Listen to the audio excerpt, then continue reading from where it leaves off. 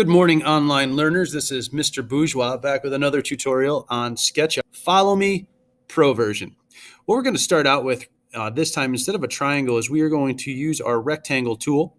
And the rectangle tool that we normally use on the floor, we're going to turn that vertical so that it rises straight up out of the ground. And you can see if I use my orbit tool, I can orbit around there and it kind of looks like a door. It's vertical off the ground compared to where the man is standing. And I'm going to use my pencil tool and just to create some contour lines. So you can have it go down, straight, whatever you'd like. And I'm going to hit my escape button so that I create a break in this line. I'm going to start back from the corner down here. And what I'll do is I want to add a curve in here. So a new tool for today is we're going to go back to our curve tool. We're going to choose this second one. This is a 2-point arc tool. If I click on the first point to the second one, you can click both of those, and what it'll do is it gives you an option how you want to pull that shape. And I guess I'll do a interior curve. And what I've done is by using the rectangle as a base, it allowed me to make sure that all of the lines I was drawing are going to exist in this one singular plane. We can go back with our eraser and click the outside lines here and here, and we're left with kind of an interesting shape right there. Similar to what we did last time, I'm going to use my circle tool, and I'm going to make sure that my circle is blue in color. So when I click here, I want to make sure that I grab it and pull it out. And again, we're just going to go right to this endpoint. Back to our Follow Me tool. And I'm going to select this one right here, and I'm just going to use this Follow Me tool to kind of just follow along. It's going to go all the way around, and then if we click right on this edge, right where we started, you can see that we have this kind of futuristic bird feeder that I've just made. So there's a different way, kind of neat way that you can create a new shape if that's what you'd like to use when you're editing your video. We are going to be using arrays, and an array is a way for us to organize or display a whole row, whether it's straight or curved, of one object itself. So today our object is going to be this one that we just made. So it's round, it's cylindrical. I'm going to use my mouse button to zoom out just a little bit and give myself just a little bit of space so that I can do these arrays. Now with the arrays, what I have to do is, first off, I'm just going to use my arrow tool and I'm going to select the thing that I want to use in this example. I could have used the figure that I made with the Follow Me tool and the man, but for today, I'm just going to use that one right there. Now, when you're doing this, the first thing that you have to do is I did select it and I'm going to choose the Move tool. Now, when you're on the Move tool, you have to hit the Control button.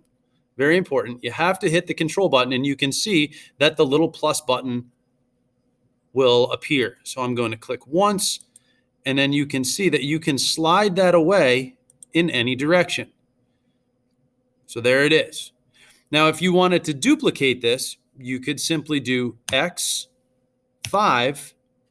enter, and it will duplicate your figure 5 times. And you can do that as many times as you want. I did try high numbers, and sometimes SketchUp will crash. So just be aware of that. So basically what I did is I took one, I spaced it originally this far, and then it duplicated itself.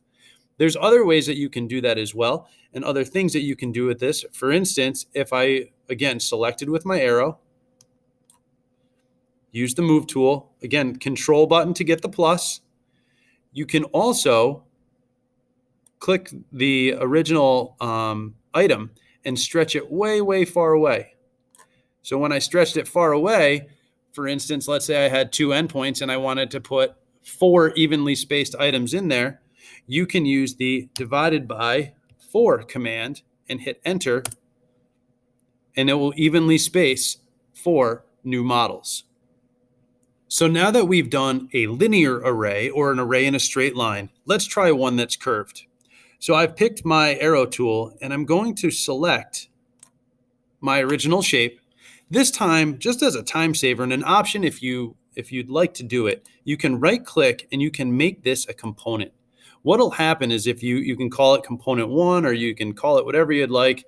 I will call mine a birdhouse and hit OK. What this allows you to do is you don't have to select it with the arrow in its entirety. You can just kind of grab it and you can click it and select it and move it all as one piece. It won't fall apart as it does if you don't make it a component. So to make those linear arrays, what I've done is I've selected it. You can see that it's selected. And instead of using the move tool that we used last time, I'm going to use the rotate tool. So for the rotate tool, I'm going to pick where I want the center point of my array to be. So if I pick here, the array is going to rotate around that focal point. So what I'll do is I'll click once, and you can see that there is a dotted line that comes off of here. I'm going to touch the birdhouse, my Alt button, so that I get my plus. And now I'm going to click once and drag a second shape away from the first. I click to lock in that dimension, and I can still do X10 if I would like to duplicate that shape. Let's orbit up over the top, and you'll be able to see, zoom out a little, that indeed it has done exactly what we wanted. You can still do that same technique with the division key as well. So if we undo it, we can again use our arrow key, select our object that we want to duplicate, use my rotate. I'm going to pick my central, maybe I'll pick a closer point, Alt button to get the plus, and click and drag.